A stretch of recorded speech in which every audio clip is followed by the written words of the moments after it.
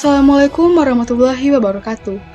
Perkenalkan, nama saya Syifa Nandini Girvita dari Prodi Ilmu Komputer semester 3, Fakultas Teknik dan Sains, Universitas Muhammadiyah Bangka Belitung. Di video kali ini, saya akan menjelaskan kode-kode dari project NLP yang sudah saya buat sebelumnya, yaitu Movie Genre Classification with Multilabel Output, atau klasifikasi genre film menggunakan output multilabel. Ingin tahu lebih tentang penjelasannya? Simak di video berikutnya. Oke, di sini saya menggunakan dua dataset, yaitu Movie Metadata dan Plot Summaries. Nah, langkah pertama adalah mengimpor library yang akan kita butuhkan. Di sini ada import pandas SPD dan import numpy SNP. Nah, pandas ini adalah library yang menyediakan struktur data dan alat analisis data yang efisien untuk Python. Alias PD ini sendiri digunakan secara umum untuk mempersingkat penulisan kode. Selanjutnya, numpy ini adalah library yang menyediakan dukungan untuk array dan operasi matematika di Python. Alias NP juga digunakan secara umum untuk mempersingkat penulisan kode. Selanjutnya, memuat dataset movie metadata. Nah, kode ini membaca file movie metadata.tsv yang berisi data film dalam format TSV dan membuat data frame dari data tersebut. Nah, pd.readCSV ini memanggil fungsi readCSV dari pandas untuk membaca data dari file CSV, separated values, atau TSV, tab separated values, ke dalam suatu struktur data yang disebut sebagai data frame, dengan nama data frame-nya yaitu movie metadata. Selanjutnya, memuat dataset plotsummaries.tsv. Nah, sama seperti kode di atas, tetapi nama data frame-nya kita ganti menjadi plot summary. Oke, selanjutnya mengeksplorasi dataset. Yang pertama ada movie metadata.head. Head ini adalah metode pandas yang digunakan untuk mengambil sejumlah baris pertama dari data frame. Secara default, metode ini menampilkan 5 baris pertama dari data frame. Nah, bisa kita lihat setelah kodenya dijalankan, terdapat 5 baris pertama dari movie metadata. Selanjutnya, movie metadata.shape. Ini menunjukkan berapa banyak baris dan kolom dalam data frame tersebut. Bisa kita lihat jumlah baris pada movie metadata berjumlah 81.741 dan jumlah kolomnya ada 9. Selanjutnya, movie metadata.dtypes. Ini digunakan untuk mendapatkan tipe data dari setiap kolom dalam data frame movie metadata. Nah, hasilnya bisa kita lihat pada kolom ke-0, tipe datanya ada integer 64, kolom pertama tipe datanya objek, dan seterusnya. Selanjutnya, plot summary.head. Ini juga untuk menampilkan 5 baris pertama dari plot summary. Selanjutnya ada plot summaries.shape. Ini menampilkan jumlah baris dan kolom pada plot summary. Bisa kita lihat hasilnya ada 42.303 baris dan kolomnya ada 2. Selanjutnya, plot summary.dtypes. Ini menampilkan tipe data pada dataset plot summary. Bisa kita lihat pada kolom ke-0, tipe datanya ada integer 64, dan kolom pertama ada tipe datanya objek. Oke, selanjutnya pembersihan data, seperti mengganti nama kolom yang diperlukan dari data frame movie metadata dan plot summary, menggabungkan data frame movie metadata dan plot summary menjadi satu, membersihkan kolom genre, dan menghapus baris dengan 0 tag genre. Nah, yang pertama kita akan mengganti nama kolom pada movie metadata. Nah, dapat kita lihat sebelumnya, kolom pada movie metadata menggunakan bilangan bulat yang dimulai dari 0. Kenapa dari 0? Karena data frame pada umumnya memiliki indeks kolom yang dimulai dari 0. Nah, pada kode ini, kita akan mengubah nama kolom movie metadata yang sebelumnya bilangan bulat menjadi movie ID, 1, movie name, 3, 4, 5, 6, 7, dan kolom terakhir ada genre. Selanjutnya, mengganti nama kolom pada plot summary. Dapat kita lihat juga sebelumnya, pada plot summary, kolom pada plot summary menggunakan bilangan bulat yang dimulai dari 0. Nah, pada kode ini, kita akan mengubah nama kolom plot summary yang sebelumnya bilangan bulat menjadi movie ID dan juga plot. Selanjutnya, menggabungkan kedua data frame. Nah, kode ini digunakan untuk melakukan penggabungan antara kedua data frame, yaitu movie metadata dan juga plot summary, berdasarkan pada kolom movie ID, dan hasil penggabungannya disimpan dalam data frame baru, yaitu df. Nah, setelah kita menggabungkan kedua data frame-nya, kita akan mengecek jumlah baris dan jumlah kolomnya. Di sini kita df.shape menggunakan fungsi shape. Nah, jumlah barisnya ada 42.204, dan jumlah kolomnya ada 4. Selanjutnya kita akan menampilkan isi dari kedua data frame yang sudah kita gabungkan tadi menggunakan fungsi head. Nah, bisa kita lihat di sini ada isinya movie ID, movie name, genre, dan plot. Oke, selanjutnya membersihkan kolom genre. Nah, kode ini digunakan untuk mengakses nilai pada baris ke-0 dan kolom genre dari data frame DF. Nah, bisa kita lihat hasilnya pada kolom genre, isinya masih tidak jelas atau berantakan. Nah, cara memperbaikinya, kita akan membuat kode seperti ini. Nah, kode ini untuk menguraikan string JSON pada kolom genre. Pada baris pertama, data frame DF. Selanjutnya, DF genre 0 ini mengakses nilai pada baris ke-0 dan kolom genre dari data frame DF. Selanjutnya ada JSON loads, ini untuk menguraikan string JSON menjadi objek Python menggunakan fungsi loads dari modul JSON. Selanjutnya values, ini mengambil nilai-nilai dari objek hasil penguraian yang sebelumnya adalah objek dictionary. Nah, bisa kita lihat hasilnya, pada isi dari kolom genre sudah tidak berantakan lagi. Selanjutnya pada kode berikut. Nah, kode ini menggunakan metode apply pada kolom genre untuk menerapkan fungsi lambda ke setiap elemen kolom. Nah, JSON loads X ini menguraikan setiap string JSON dalam kolom genre menjadi objek Python. Sedangkan values ini mengambil nilai-nilai dari objek dictionary yang dihasilkan. Selanjutnya ada list. Di sini mengkonversi nilai-nilai tersebut menjadi daftar. Dengan kata lain, ini mengubah setiap nilai dalam kolom genre yang awalnya merupakan string JSON menjadi daftar nilai yang terdapat dalam objek dictionary setelah diuraikan. Kode tersebut mengubah format data dalam kolom genre dari string JSON menjadi daftar nilai yang dapat lebih mudah diakses dan diolah dalam analisis data. Nah, bisa kita lihat setelah kode ini dijalankan, kolom genrenya sudah berubah. Selanjutnya, menghapus baris dengan 0 tag genre. Nah, pada kode baris pertama ini untuk menampilkan jumlah baris dan kolom dalam data frame sebelum penghapusan dilakukan. Nah, pada kode baris kedua ini, menggunakan metode apply pada kolom genre untuk menerapkan fungsi lambda ke setiap elemen kolom. Dan kode pada baris ketiga ini untuk menampilkan jumlah baris dan kolom dalam data frame setelah penghapusan baris yang tidak memiliki tag genre. Nah, dengan cara ini, kode tersebut membersihkan data frame dari baris-baris yang tidak memiliki tag genre, sehingga meninggalkan hanya data yang relevan untuk analisis berikutnya. Nah, bisa kita lihat kodenya setelah dijalankan. Sebelum menghapus baris, jumlah barisnya ada 42.204, sedangkan kolomnya ada 4. Nah, setelah menghapus baris, barisnya berjumlah 41.793 dan kolomnya tetap 4. Oke, selanjutnya memvisualisasikan data dari berbagai jenis genre yang berbeda. Nah, yang pertama kita akan mengimpor library-nya terlebih dahulu. Di sini ada import matplotlib.pyplot splt dan import seaborn as sns. Nah, matplotlib.pyplot ini adalah modul dalam library matplotlib yang menyediakan antarmuka untuk membuat berbagai jenis plot dan visualisasi. Matplotlib adalah library visualisasi data yang sangat kuat dan fleksibel dalam Python. Selanjutnya Seaborn, ini adalah library tingkat tinggi untuk visualisasi data berbasis matplotlib. Seaborn membangun di atas matplotlib dan menyediakan antarmuka yang lebih tinggi untuk membuat plot yang lebih indah dan informatif. Selanjutnya menghitung genre unik. Nah, kode tersebut berfungsi untuk menghitung jumlah genre unik dalam dataset. Bisa kita lihat setelah kodenya dijalankan, jumlah total genre unik berjumlah 363. Selanjutnya menggunakan fracdis untuk menghitung frekuensi semua genre dalam dataset dan membuat data frame dari genre count. Nah, kode tersebut menggunakan modul nltk.probability untuk menghitung frekuensi kemunculan dari setiap genre dalam dataset. Oke, selanjutnya memplot 50 genre teratas. Nah, pada kode baris pertama ini, itu untuk membuat data frame baru yaitu genre sub-50 dengan mengurutkan data frame df genre count berdasarkan kolom count secara menurun, ascending false, kemudian diambil 50 baris pertama menggunakan metode .ilog 0 banding 50.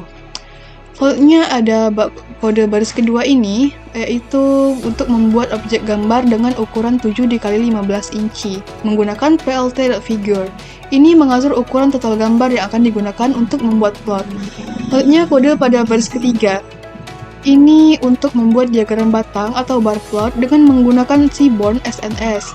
Data yang digunakan berasal dari data frame genre top 50, di mana sumbu X adalah count atau frekuensi, dan sumbu Y adalah genre. si Bourne secara otomatis akan mengambil data dari data frame dan membuat plot batangnya.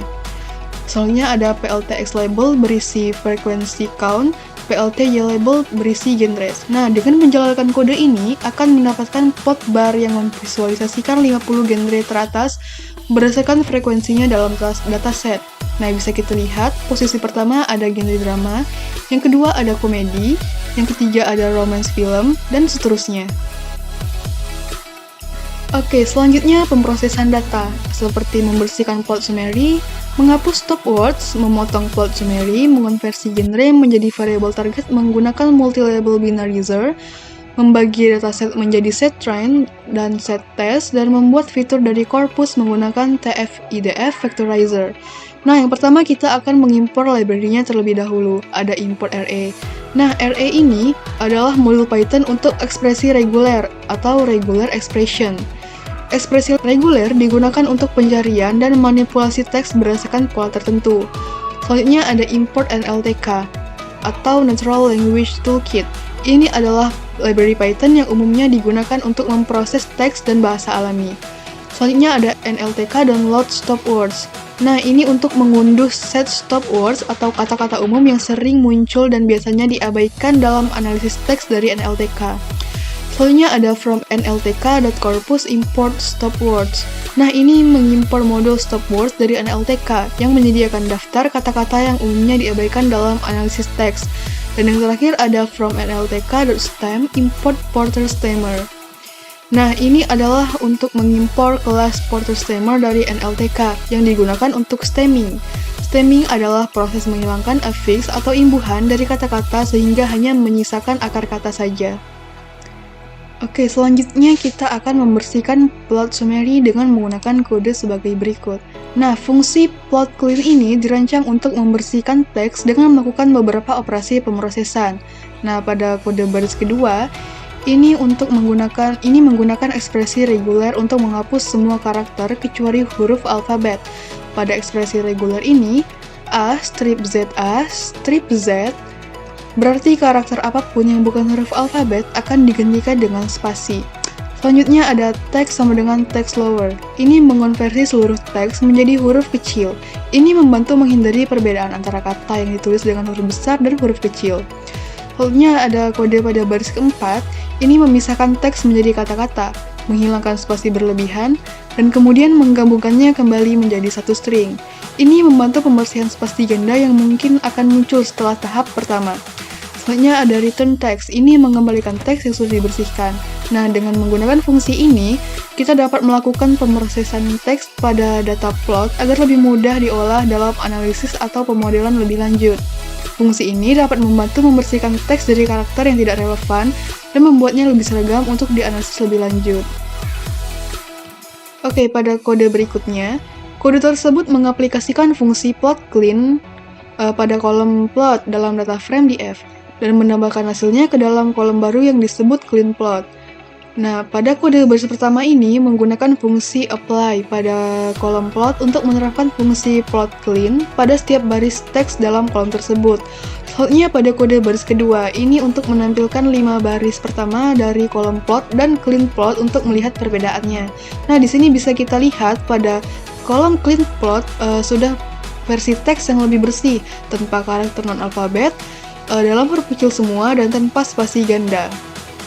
Oke, selanjutnya menghapus stop words dari clean plot. Nah, kode tersebut adalah implementasi dari fungsi Python untuk menghapus kata-kata yang tidak diinginkan atau stop words dari suatu teks. Nah, fungsi ini menggunakan library Natural Language Toolkit atau NLTK untuk mengakses daftar stop words dalam bahasa Inggris. Oke, pada kode berikutnya, yaitu kode pada baris pertama, ini untuk membuat kolom baru bernama clean no stop word plot di dalam data frame DF. Nah, nilai-nilai pada kolom ini dihasilkan dengan menerapkan fungsi plot stop words pada setiap elemen dalam kolom clean plot. Nah, fungsi apply digunakan untuk menerapkan fungsi pada setiap baris dari kolom clean plot. Sedangkan fungsi lambda digunakan untuk mendefinisikan fungsi sederhana yang akan diterapkan pada setiap elemen. Selanjutnya pada kode baris kedua, ini untuk menampilkan 5 baris pertama dari data frame DF hanya untuk kolom clean plot dan kolom clean no stop word plot. Nah, dengan menggunakan fungsi ini, data frame DF sekarang memiliki kolom tambahan, yaitu clean no stop word plot, yang berisi teks dari kolom clean plot yang sudah dibersihkan dari stop words. Ini akan membantu proses menganalisis teks tanpa adanya kata-kata yang dianggap sebagai stop words. Selanjutnya, memotong kata-kata dari clean no stop word plot. Nah, kode tersebut melakukan stemming pada kata-kata dalam teks dari kolom clean no stop word plot.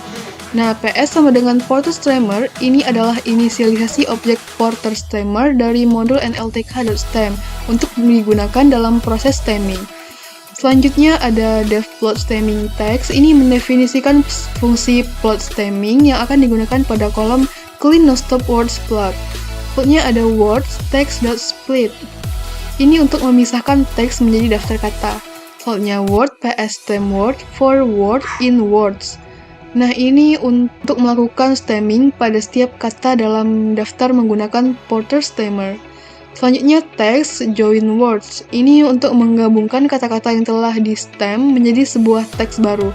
Selanjutnya, return text. Ini mengembalikan teks yang telah melalui proses stemming. Nah, penerapan fungsi ini pada kolom clean no stop words plot akan menghasilkan kolom baru yang berisi teks dengan kata-kata yang telah di-stem. Stemming berguna untuk mengurangi kata-kata ke bentuk dasarnya, sehingga kata-kata yang sejenis dapat dianggap sama meskipun mungkin ditulis dengan variasi. Pada kode berikutnya, yaitu melakukan proses stemming pada teks dalam kolom clean no stop word plot data frame dan menyimpan hasilnya dalam kolom baru yaitu clean no stop word stem plot. Nah, pada kode ini yaitu untuk membuat kolom baru dengan nama clean no stop word stem plot di data frame DF untuk menyimpan hasil stemming. Nah, sedangkan pada kode ini yaitu menggunakan fungsi plot stemming yang telah didefinisikan sebelumnya untuk melakukan stemming pada setiap teks dalam kolom clean no stop word plot. Ini dilakukan dengan menggunakan metode apply yang menerapkan fungsi yang diberikan pada setiap elemen kolom. Selanjutnya pada kode baris kedua, ini untuk menampilkan 5 baris pertama dari kolom clean no stop word plot dan clean no stop word stem plot untuk melihat perbandingannya. Nah, dengan melakukan fungsi ini, kita mendapatkan data frame yang memuat 2 kolom teks. Satu sebelum stemming yaitu clean no stop word plot dan satu setelah stemming yaitu clean no stop word stem plot. Proses ini membantu dalam mempersiapkan teks untuk analisis lebih lanjut seperti pemodelan atau ekstraksi fitur.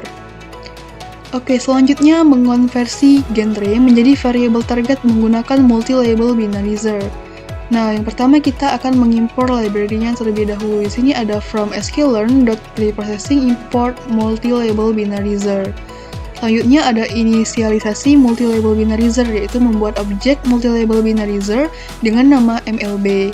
Selanjutnya ada y sama dengan mlb.fitTransform df genre. Nah, ini menggunakan fit transform untuk melakukan transformasi pada kolom genre menjadi representasi biner. Setelah kode dieksekusi, kita akan mendapatkan variabel y yang dapat digunakan sebagai target variable dalam pemodelan klasifikasi. Variabel ini berisi representasi biner dari genre-genre yang dimiliki oleh setiap film dalam dataset. Kode berikutnya yaitu untuk membuat variabel x yang berisi teks dari kolom clean no stop word stem plot. Nah, x ini adalah variabel yang akan digunakan sebagai fitur atau input dalam model. Dalam konteks ini, x berisi teks yang telah melalui proses pembersihan tanpa stop words dan stemming. Sedangkan df clean no stop word stem plot ini adalah mengambil kolom clean no stop word stem plot dari data frame df yang berisi teks plot setelah pembersihan dan stemming. Oke, selanjutnya membagi dataset menjadi set train dan set test. Nah, kode tersebut bertujuan untuk membagi dataset menjadi set train dan dataset menggunakan fungsi train test split dari scikit-learn. Selanjutnya, membuat fitur independen menggunakan tf-idf vectorizer. Nah, kode tersebut menggunakan tf-idf vectorizer dari library scikit-learn untuk mengonversi teks menjadi representasi numerik menggunakan skema tf-idf, yaitu term frequency inverse document frequency. Oke, selanjutnya pembuatan model, yaitu logistic regression model. Yang pertama, kita akan mengimpor library-nya terlebih dahulu. Nah, pada baris ini, mengimpor kelas logistic regression dari library scikit-learn. Logistic regression adalah implementasi model regresi logistik yang digunakan untuk masalah klasifikasi. Nah, sedangkan pada baris kedua ini, mengimpor kelas One versus Rest Classifier dari library scikit-learn. Nah, One versus Rest Classifier adalah metode untuk menangani masalah klasifikasi multikelas dengan menggunakan beberapa model biner. Pada kode berikutnya, pada baris pertama yaitu membuat objek model regresi logistik atau logistic regression. Ini menciptakan model regresi logistik standar dengan parameter default. Model ini digunakan sebagai model dasar dalam pendekatan One versus Rest. Nah, pada baris kedua ini membuat objek One versus Rest Classifier dengan menggunakan model regresi logistik atau LR sebagai model dasar. Nah, One versus Rest Classifier adalah metode untuk menangani masalah klasifikasi multi-kelas dengan menggunakan beberapa model biner, di mana masing-masing model biner mengklasifikasikan satu kelas versus yang lainnya. Selanjutnya, model yang sesuai pada data train. Nah, baris kode ini bertanggung jawab untuk melatih model yang telah diinisialisasi sebelumnya dengan menggunakan metode One versus Rest. Nah, setelah baris ini dieksekusi atau dijalankan, model sekarang telah dilatih dan dapat digunakan untuk melakukan prediksi pada data baru atau untuk evaluasi lebih lanjut. Nah, di sini kita bisa lihat ada tabel One versus Rest Classifier, ada One versus Rest Classifier, estimator sama dengan logistic regression. Ada estimator logistic regression yang berisi logistic regression. Selanjutnya, memprediksi nilai untuk set test. Nah, pada baris pertama ini menggunakan model yang telah dilatih atau over CLF, menggunakan metode predict yang digunakan untuk memprediksi label kelas untuk data uji X test. Hasil diprediksi disimpan dalam variabel y pred over. Nah, pada baris kedua, y pred over 5 ini adalah contoh penggunaan hasil prediksi. Baris ini mengakses elemen kelima dari array y pred over. Ini memberikan prediksi label kelas untuk sampel kelima dalam data uji. Nah, bisa kita lihat setelah kodenya dijalankan, output yang ditampilkan adalah array yang berisi prediksi kelas untuk setiap sampel dalam data uji X test. Berdasarkan output tersebut, tampaknya model memberikan prediksi label kelas 0 untuk sebagian besar sampel, kecuali untuk satu sampel pada indeks ke-98, di mana model memprediksi label kelas 1. Selanjutnya pada kode berikutnya, ini menggunakan metode inverse transform dari objek MLB untuk mengubah representasi biner y pred over menjadi label kelas asli. Nah, 5 di sini itu untuk mengambil hasil inverse transformasi untuk sampel kelima dalam data uji. Nah, setelah kita jalankan kodenya, output tersebut menunjukkan bahwa model memprediksi bahwa sampel kelima dalam data uji termasuk dalam kategori drama. Ini adalah label kelas asli untuk sampel tersebut berdasarkan model One versus Rest yang telah dilatih. Selanjutnya, evaluasi model. Nah, pada baris pertama, ini untuk mengimpor fungsi F1 score dari library scikit-learn yang digunakan untuk menghitung F1 score. Pada baris kedua, ini untuk menghitung F1 score dan mencetak hasilnya. Parameter yang digunakan adalah y-test. Y-test ini adalah label kelas yang sesungguhnya dari data pengujian. Selanjutnya ada y pred over. Ini adalah prediksi label kelas dari model untuk data pengujian. Selanjutnya ada average sama dengan micro. Ini untuk menentukan metode perhitungan F1 score. Dalam hal ini, micro digunakan untuk menghitung F1 score secara micro averaging, yang merupakan rata-rata tertimbang dari F1 score untuk setiap kelas. Nah, hasil F1 score kemudian dicetak menggunakan fungsi print. Nah, setelah kodenya dijalankan, bisa kita lihat nilai F1 score yang dihasilkan oleh model pada data pengujian. Nilai F1 score berkisar antara 0 dan 1, di mana nilai yang lebih tinggi menunjukkan kinerja model yang lebih baik. Dalam konteks ini, nilai 0,3245 sekian menunjukkan tingkat keakuratan yang relatif rendah. Selanjutnya, mengubah probabilitas ambang batas dari 0,5 menjadi 0,3. Nah, pada baris pertama ini menggunakan model One versus Rest over CLF, yaitu metode predict proba digunakan untuk menghasilkan probabilitas prediksi untuk setiap kelas pada set data uji atau X test. Y-pred prob itu akan berisi matriks probabilitas di mana setiap baris mewakili satu sampel dan setiap kolom mewakili probabilitas kelas tertentu. Pada kode baris kedua ini, mengubah prediksi probabilitas menjadi prediksi biner berdasarkan ambang batas baru. Dalam hal ini, nilai ambang batas adalah 0,2. Operasi JPRED-PROB lebih besar sama dengan dari 0,2 menghasilkan matriks boolean dengan nilai true jika probabilitas lebih besar atau sama dengan 0,2 dan false jika probabilitas lebih kecil. Kemudian metode S-type ini digunakan untuk mengonversi nilai boolean menjadi nilai integer, di mana true diubah menjadi 1 dan false diubah menjadi 0. Hasilnya disimpan dalam variabel YPREDNew. Nah, bisa kita lihat di kode selanjutnya, setelah mengubah probabilitas ambang batas, hasil ini adalah nilai F1 score yang dihasilkan setelah mengubah ambang batas probabilitas pada prediksi model. Nilai F1 score ini memberikan gambar tentang seberapa baik model dapat mempertahankan keseimbangan antara presisi dan recall pada data pengujian setelah penyesuaian ambang batas probabilitas. Nah, nilai F1 score yang lebih tinggi menunjukkan kinerja model yang lebih baik. Dalam konteks ini, nilai 0,4735 sekian menunjukkan peningkatan kinerja model dibandingkan dengan nilai F1 score sebelum penyesuaian ambang batas probabilitas, yaitu 0,3245 sekian. Selanjutnya, prediksi. Pertama, kita akan membuat fungsinya terlebih dahulu sebelum membuat prediksi. Nah, pada kode baris pertama ini, itu untuk mendefinisikan fungsi dengan nama predict_generate_text yang menerima satu parameter input yaitu text plot film text. Pada kode kedua, baris kedua itu memanggil fungsi plot clean untuk membersihkan text plot. Fungsi ini mungkin bertanggung jawab untuk melakukan pembersihan teks seperti menghapus karakter khusus, tanda baca, atau langkah-langkah pembersihan teks lainnya. Selanjutnya pada kode baris ketiga, ini untuk memanggil fungsi plot stop words untuk menghapus kata-kata umum atau stop words dari text plot. Ini bertujuan untuk meningkatkan kualitas representasi teks. Selanjutnya pada kode baris keempat, yaitu memanggil fungsi plot stemming untuk melakukan stemming pada kata-kata dalam text plot. Stemming adalah proses menghilangkan afiks atau imbuhan dari kata untuk mendapatkan bentuk dasar dari kata tersebut. Selanjutnya pada kode baris kelima, ini menggunakan objek TF-IDF Vectorizer untuk mengonversi text plot yang telah dibersihkan dan diolah ke dalam representasi vektor TF-IDF transform. Digunakan untuk menghasilkan vektor TF-IDF untuk satu dokumen atau text plot dalam bentuk matriks sparse.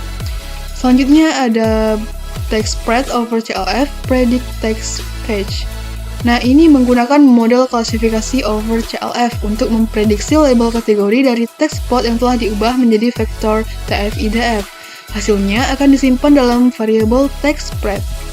Selanjutnya, return MLB inverse transform text spread. Ini menggunakan objek MLB yaitu multi-label binarizer untuk melakukan inverse transformasi dari representasi biner ke label kategori asli. Hasilnya adalah label genre yang diprediksi untuk text plot tersebut.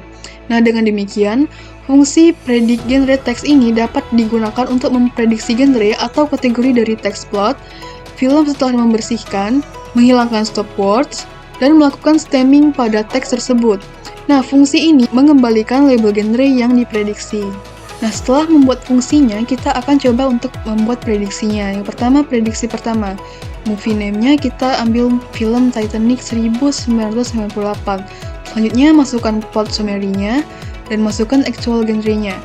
Nah, setelah itu, predicted genre. Nah, ini menggunakan fungsi predict_generate_text untuk memprediksi genre film berdasarkan ringkasan plot. Hasil prediksi disimpan dalam variabel predicted genre. Nah, bisa kita lihat setelah kodenya kita jalankan, output ini menunjukkan hasil prediksi genre film Titanic 1998 menggunakan model yang telah dilatih. Model memprediksi bahwa film tersebut termasuk genre drama. Kemudian, label genre sebenarnya dari film tersebut adalah drama dan romance.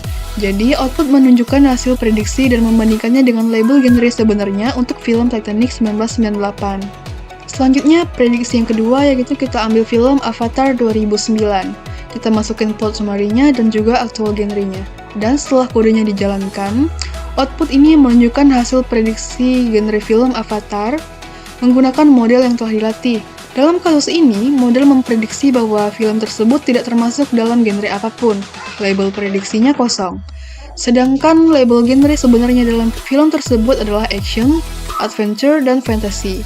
Jadi output menunjukkan hasil prediksi dan membandingkannya dengan label genre sebenarnya untuk film Avatar 2009. Selanjutnya, prediksi yang ketiga. Di sini kita menggunakan film Conjuring 2013. Selanjutnya, masukkan plot summary dan juga actual genrenya. Maka setelah kodenya dijalankan, output ini menunjukkan hasil prediksi genre film Conjuring 2013 menggunakan model yang telah dilatih. Dalam kasus ini, model memprediksi bahwa film tersebut termasuk dalam genre horor. Sedangkan label genre sebenarnya dari film tersebut adalah horor dan juga thriller. Jadi, output menunjukkan hasil prediksi dan membandingkannya dengan label genre sebenarnya untuk film Conjuring 2013. Selanjutnya, prediksi yang keempat. Di sini kita mengambil film The Hangover 2009, masukkan plot summary-nya dan juga actual genre-nya. Maka setelah kodenya dijalankan, outputnya menunjukkan hasil prediksi genre film The Hangover 2009 menggunakan model yang telah dilatih.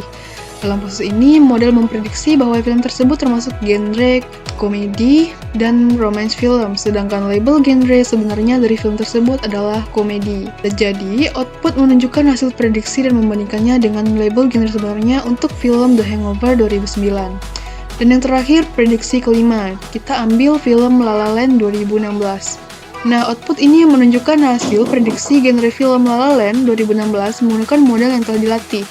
Dalam kasus ini, model memprediksi bahwa film tersebut termasuk dalam genre drama, sedangkan label genre sebenarnya dari film tersebut adalah komedi, drama, dan musik. Jadi, output menunjukkan hasil prediksi dan membandingkannya dengan label genre sebenarnya untuk film La La Land 2016. Oke, itu tadi penjelasan mengenai kode-kode dalam project NLP saya, yaitu Movie Genre Classification with Multi-Label Output atau klasifikasi genre film menggunakan output multi-label. Semoga bermanfaat. Terima kasih. Wassalamualaikum warahmatullahi wabarakatuh.